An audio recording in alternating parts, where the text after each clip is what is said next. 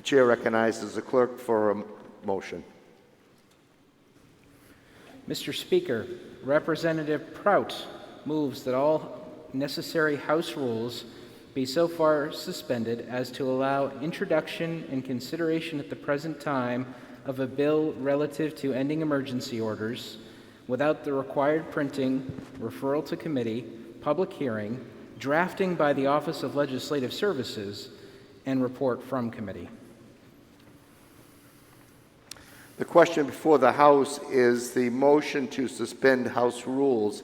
The chair recognizes the member from Hudson to speak to his motion. Representative Prout.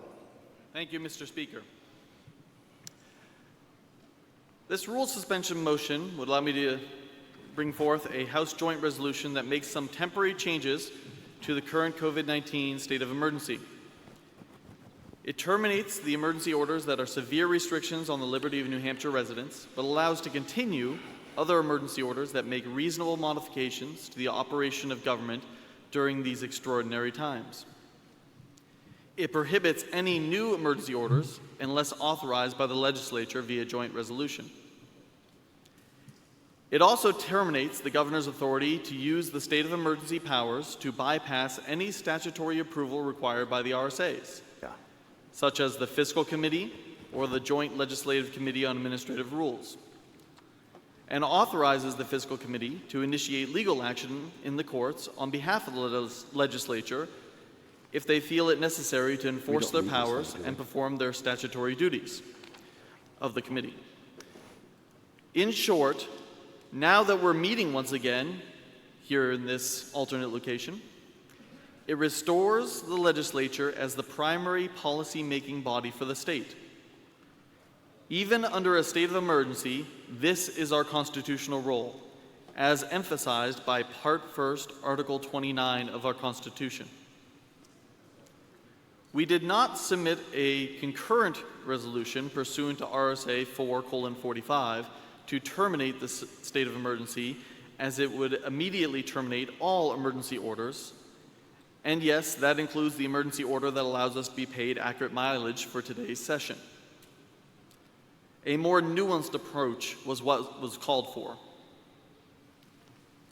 As a joint resolution, it is treated in most respects like a bill, except that its effects are temporary and not codified into the RSAs. While I and many others think that the state of emergency RSAs need some revision, I feel it is better to wait on that until next term, when a bill to do so can benefit from the full committee process. A temporary action specific to the present situation seemed better for now. Joint resolutions do have the weight of law and are sent to the governor for his signature or veto, and if necessary, back to this body for a potential veto override vote. I do expect that the governor may have a negative view of this resolution, and I may be back before you speaking about a veto override. But that's okay. That's what checks and balances are about. Several parts of our Constitution say that the different components of government are to have a negative on each other. Sometimes that means a negative view of the other as well. I ask you to press the A button labeled with the green Yay sticker to suspend the rules necessary for introduction and immediate action on this resolution so that the checks and balances envisioned by our Constitution can be restored. And I'd also just like to mention that the resolution in possession of the clerk changed in one respect from the version I emailed out to everyone last night. The word statue was corrected to statute, and I thank the member from Bedford for this correction. And also to clarify, Mr. Clerk, I wanted to make sure if I heard you correctly, the motion that I'm speaking on and making now would allow for action and third reading on this joint resolution today? No, what we are voting on today, would we go straight to the vote? Hang on one second, I apologize to the member.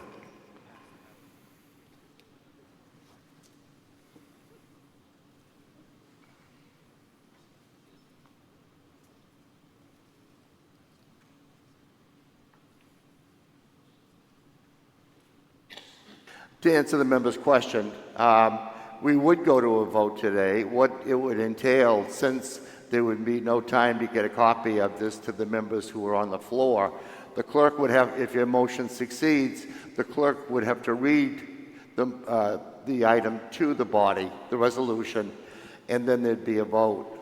So it would go to a vote after the clerk read your resolution to the members. Thank you, Mr. Speaker. Thank you. The chair recognizes a member from Hudson, Representative Tony Lakis, to speak in support of the motion.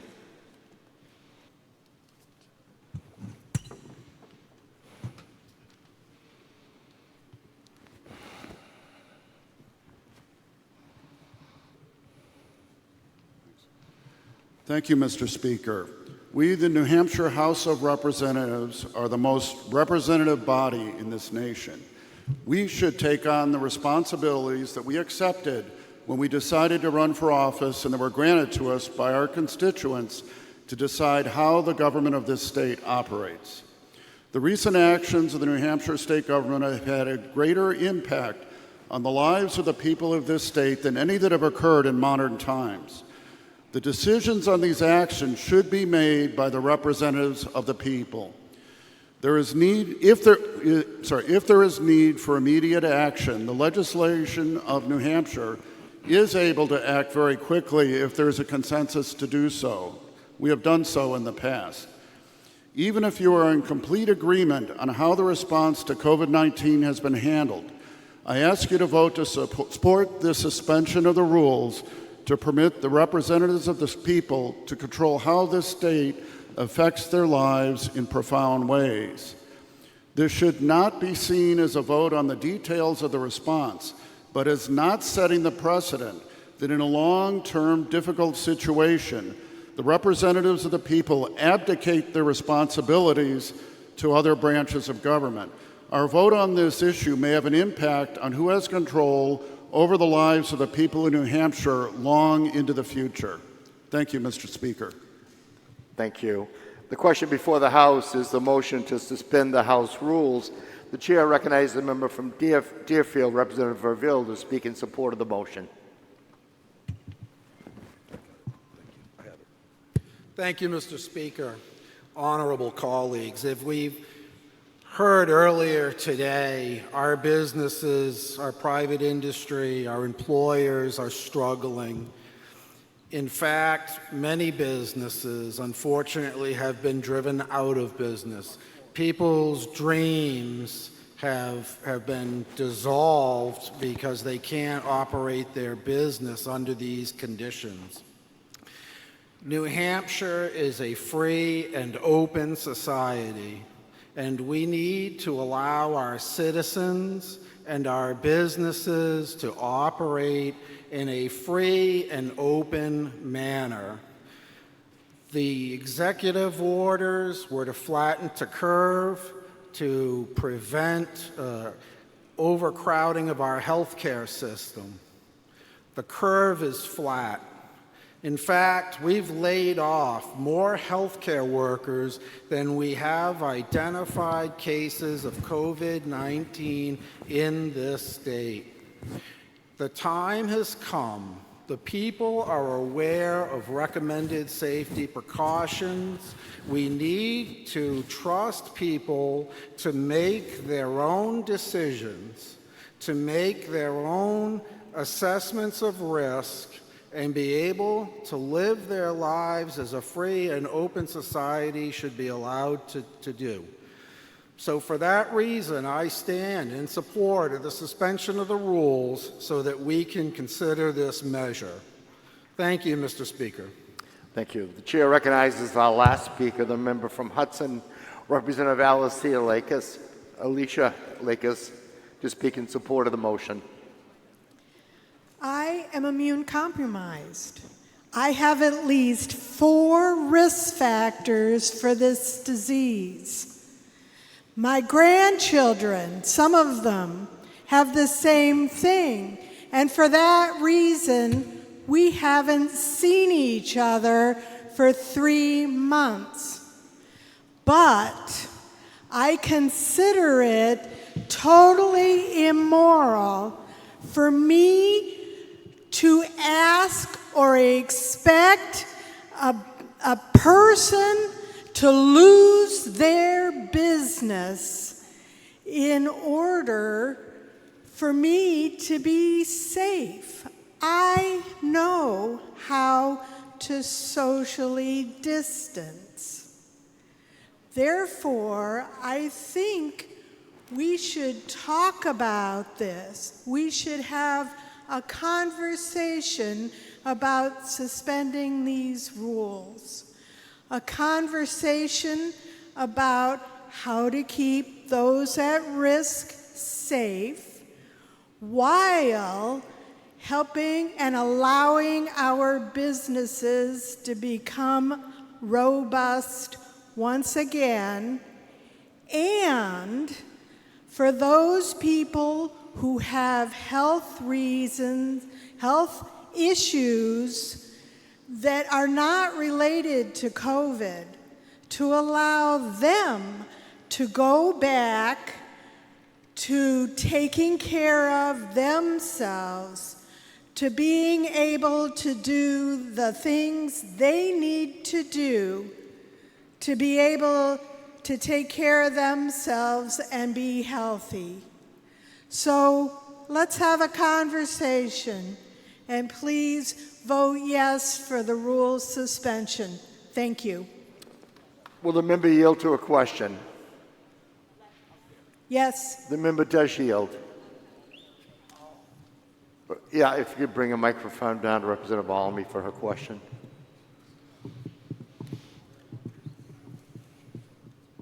Well, you got to wait till the microphone. I don't read lips, and especially today with masks, it's practically impossible. I was asking to speak. I would be willing to try to put it in in a question format. Well, I don't have your name on the sign-up sheet. No, you don't.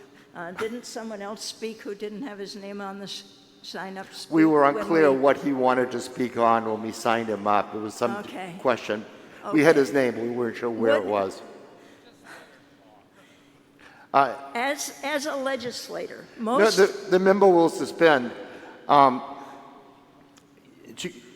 Just so I want everybody to know what we're doing here. You didn't sign up, but the member can speak to the issue before us, and is recognized to speak against the motion to suspend the rules. Thank the you. member may proceed. Thank you. I regard this as a profound disregard of the practice and rules of this legislature.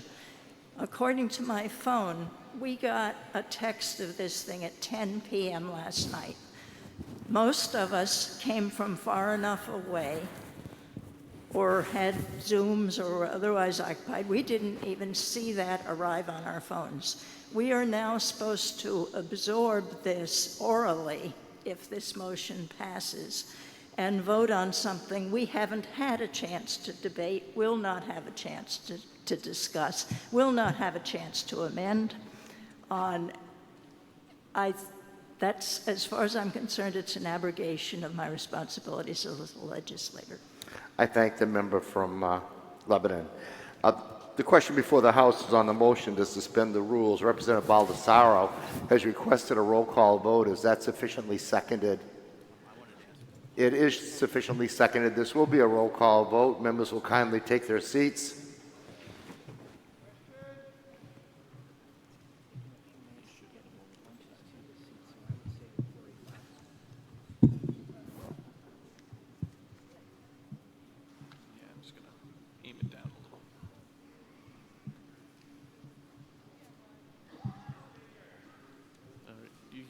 Why does the member rise? Mr. Speaker, I did have a question for the previous speaker, Representative. We've had intervening business. We've called the question, and I apologize to the member from Seabrook, but we're now going into the voting mode. Could I ask a parliamentary inquiry of the speaker? Absolutely. Mr. Speaker, if the rules are suspended and this measure passes and businesses are reopened, do people who want to stay at home have to go out, or can they stay at home? Well, that's not really a parliamentary question. I think that's anybody, if they want to become a hermit and stay home forever, they're free to do so. But what a person does, where they come and go, is up to the individual. Thank you, Mr. Speaker. Okay, thank the member for his parliamentary inquiry. This will be a roll call vote. The chair recognizes Representative Packard to speak in opposition for a parliamentary inquiry. Thank you, Mr. Speaker. Mr. Speaker, if I understand where my colleagues sponsoring this resolution are coming from, and I want to see our state running ahead at full steam, but as carefully as we can without jeopardizing our progress and the safety of our citizens. If I know that this afternoon the governor will make several announcements that may satisfy a lot of the concerns that my colleagues have, including allowing more businesses to operate, allowing more businesses to flex open, and opening more opportunities and getting rid of the stay-at-home order. If I believe we will make it through this stronger than ever, but this resolution is not the right time and not the right mechanism, especially in light of positive, proactive announcements that are forthcoming as soon as today. Would I now press the red button and put this on hold and let the governor move forward on the remainder of the reopening and recovery plan? Thank you, Mr. Speaker. Thank the member. The question before the House is on the motion to suspend the rules. The chair recognizes Representative Prout for a parliamentary inquiry. Mr. Speaker, a point of information. Well, I never heard of that point before, but is it a question for the chair? Yes. That's what I thought you said. So Matt. if this rule suspension passes, this doesn't prevent the governor from making his announcements and making any changes. Is that correct? That is correct. Thank you. Okay. Representative Prout is recognized for a parliamentary inquiry. Mr. Speaker, if I know that the design of our state's government laid out in the Constitution envisions separate branches of government, with the legislative body as a primary policy-making one, and if I know that businesses, families, people have been hurt and continue to be hurt by some of the emergency orders, and should be able to bring their concerns to the representatives here to craft better solutions with wider input, and if I believe it is the duty of this body and the body on the other side of some wall somewhere to step up and begin to perform its constitutional role, then would I now press the A button with the green yay label next to it and suspend the rules to allow this resolution to move forward? This will be a roll call vote. The question before the House is on the motion to suspend House rules. If you're in favor of the motion, you'll press the green button. If you're opposed, you'll press the red button. Voting stations will be open for 30 seconds.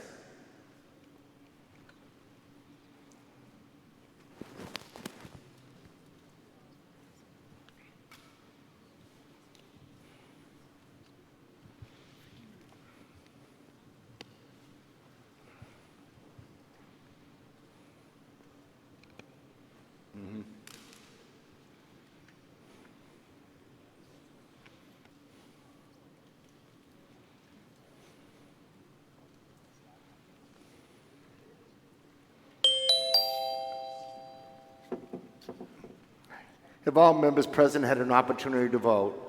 The House will be attentive to the state of the vote. With 57 members voting yea and 280 members voting nay, the motion lacks the two-thirds majority necessary.